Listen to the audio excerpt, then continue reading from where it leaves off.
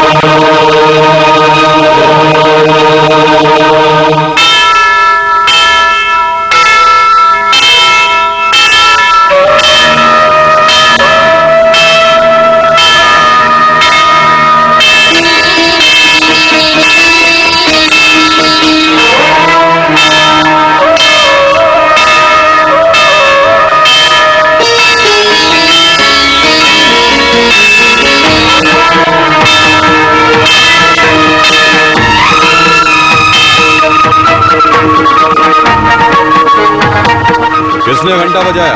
नहीं पता भाई।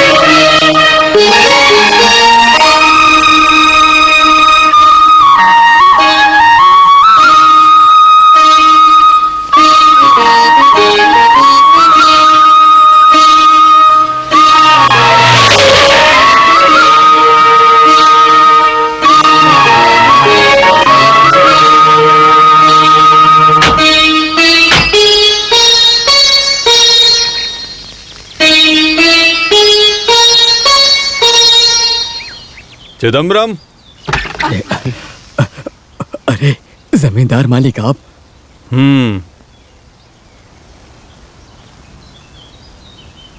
आप किसी को बुलावा भेज देते तो मैं खुद वहां पर चला आता।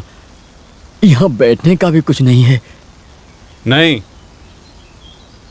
किसने ये चिट्ठी लिखी है? चिट्ठी? मुझे कुछ नहीं पता जमींदार मालिक। कौन है मैथिली? मैथिली मेरी बेटी है। उसे बुलाओ। मैथिली।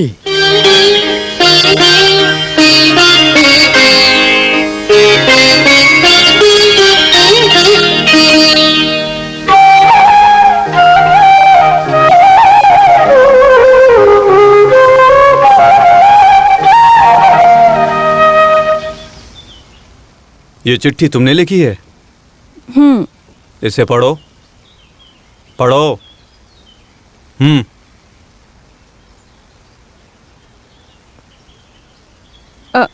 नरसिम्हा मडियार की जानकारी के लिए।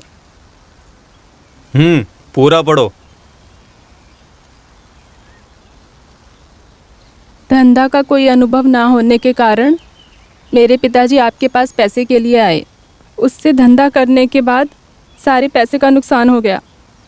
आपने हमें बहुत वक्त दिया, लेकिन मेरे पिताजी समय पर आपका पैसा लौटा नहीं पाए। पैसा लौटा नहीं पा रहे थे, इसीलिए बार बार समय मांगा आपसे। वो आपसे बहुत ज़्यादा डर गए, आत्महत्या करने की कोशिश की। इससे मैं बहुत घबरा गई। इस घर में मेरे जेवर और रहने की जगह मैंने सब गिरवी रख दी। लेकिन इसके बाद भी आपसे लिए पैसे पूरे नहीं हो पा रहे थे। मुझे कुछ समझ में नहीं आ रहा था। मैंने ये काम किया कोई और रास्ता ना नज़र आने के कारण, क्योंकि आपसे लिए पैसे पूरे नहीं हो पा रहे थे। आपसे लिए पैसे इतने पैसों में पूरे नहीं हो पा रहे थे। और क्या करती, आपकी विश्वासी चिदम्बरम की बेटी मैथिली। आपने अपनी बेटी से यह काम करवाया है? कामाक्षी देवी की कसम, मैं इस चिट्ठी के बारे में कुछ भी नहीं जानता। पिताजी की जानकारी के बिना मैंने ये चिट्ठी लिखी। घंटा बजाकर ये चिट्ठी और सामान रखकर क्यों भागकर चली आई थी? तुम्हारे घर का कागजात और गहने रखने से भी पूरा नहीं होता।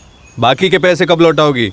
वो हम काम करके कैसे भी आपको लौटा देंगे। मैं इनसे पूछ रहा हूँ, तुम ही जवाब दो। हम कोई भी काम करने को पूरी तरह तैयार हैं। नरसिम्हा मडियार की बीवी बनना तुम्हें मंजूर है?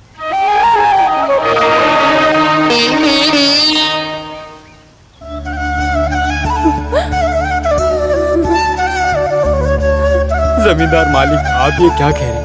आपके सामने खड़ा रहने की हमारी औकात तक नहीं है। मैं और आप आपके ऐसा कह जाति रहे और हैं। गोत्र के बारे में नहीं पूछा हूँ, विवाह के बारे में पूछा हूँ। अगर मैथिली को पसंद हो तो अगले किसी मुहूर्त में कामाक्षी देवी के मंदिर में तुम नरसिम्हा मडियार की बीवी बनोगी।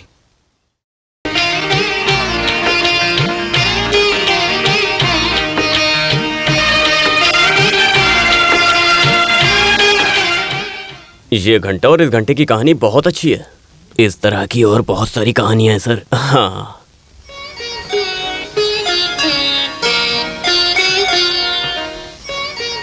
हमारी सेंट्रल जेल का जल्लाद, उसे हमने हर जगह ढूंढा फिर भी नहीं मिला, तो तिहाड़ या याड़ावाड़ा जेल से एग्जीक्यूटर को लाने की कोशिश की तो वो लोग आने को तैयार नहीं हो रहे थे।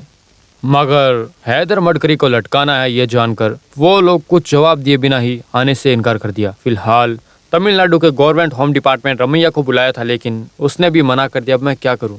नरसिम्हा, तुम बताओ मैं क्या करूं? एक रास्ता है उस जेल के जल्लाद को ढूंढने का। उसका नाम क्या है? भैरव। वो चाहे कहीं भी हो, उसे ढूंढना ही होगा। मैं अपनी सर्विस से रिटायर होने से पहले मडकरी को सजा दिला कर रहूंगा।